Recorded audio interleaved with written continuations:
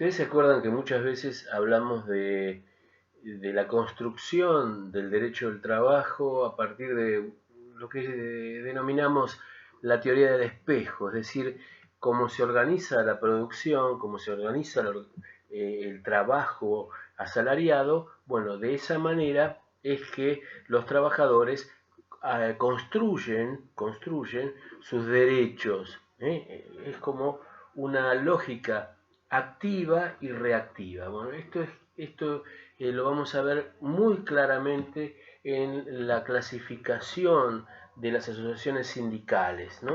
Nosotros dijimos que las asociaciones sindicales se constituyen con el propósito de defender los intereses de los trabajadores y que los intereses de los trabajadores se implicaban a este respecto en la búsqueda de niveles de protección, ¿no? Para obtenerlos, para mejorarlos y para mantenerlos. Ese es el objeto más o menos del sindicalismo. Y también dijimos que en esa lógica existía el sujeto sindical y el objeto sindical. A medida que nosotros ampliamos el objeto, iba a ser mayor el ámbito de actuación de ese sindicato. Bueno, ahora, volviendo a la teoría del espejo, podemos decir que la historia de la revolución industrial en sentido genérico en la Argentina tiene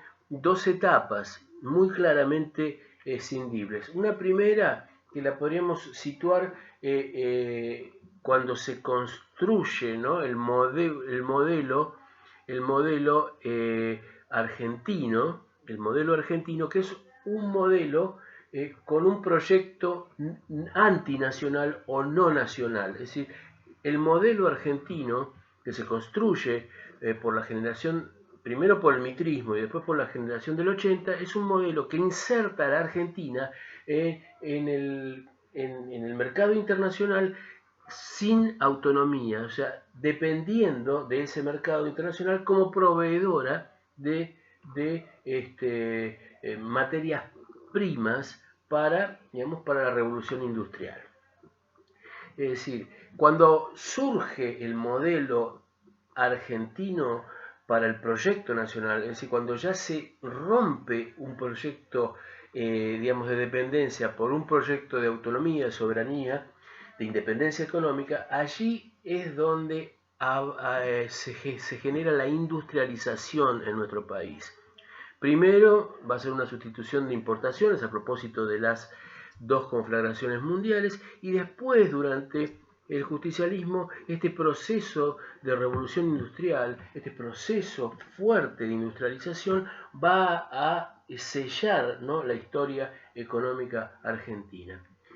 Y si vamos a tener en cuenta que el sindicalismo se articula de forma refleja a la organización del trabajo, podemos decir que hay un sindicalismo previo a la constitución del modelo argentino para el proyecto nacional y un sindicalismo posterior a la constitución de ese movimiento, a ese proyecto nacional. Entonces, ahí claramente el sindicalismo preperonista va a ser totalmente distinto del sindicalismo postperonista. Y aquí aparece la conformación de bases identitarias distintas. Una base identitaria preponderantemente por oficio y por profesión es propia de un sistema preindustrial. Y la constitución de la base identitaria a partir de la actividad es típicamente propia de la etapa en donde se construye la industria nacional en nuestro país. ¿Se entiende entonces? De esta manera vamos a hablar de dos tipos de sindicalismo: un sindicalismo horizontal y un sindicalismo vertical. No tiene que ver con el verticalismo, saquémonos ese concepto. Horizontal, en el sindicalismo horizontal, la base identitaria se construye por tres razones: el oficio, la profesión o la categoría. Entonces será sindicatos una tipología horizontal, aquellos en donde esté en juego la profesión, el oficio, la categoría de los trabajadores que se sindican. Por el contrario, un sindicalismo vertical es aquel que se articula a través de la actividad, y en esa actividad pueden estar contempladas múltiples oficios, múltiples profesiones y múltiples categorías que quedan hermanadas y fusionadas en la actividad. Entonces, si cada oficio va a tener un sindicato aparte, lo que se produce es la atomización del movimiento obrero. En cambio, como los procesos industriales son procesos centrípetos que van absorbiendo distintos oficios coadyuvantes, entonces allí sí va a tener fundamento el sindicalismo por actividad. El sindicalismo por actividad entonces va a tener, por supuesto, un núcleo fuerte que va a ser cuáles son los metalúrgicos, y van a aparecer oficios periféricos.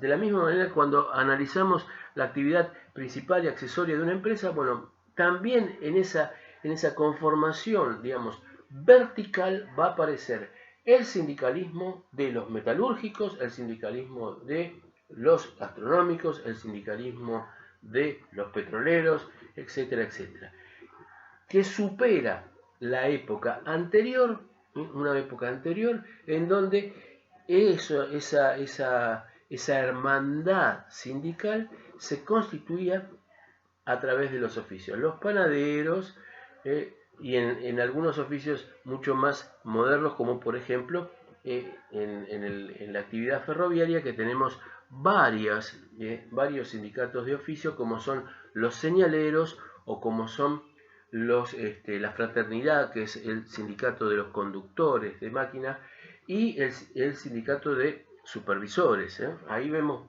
varios sindicatos, digamos, de tipo horizontal, y el resto de los ferroviarios en un gran sindicato por actividad. Entonces, cuando hablamos de la tipología de los sindicatos, decimos sindicatos verticales son el reflejo de una organización del trabajo de tipo industrial, y los sindicatos, digamos, de oficios se refieren más que nada a la etapa preindustrial de la Argentina, que la situamos en ese periodo de alguna forma anterior al año 30.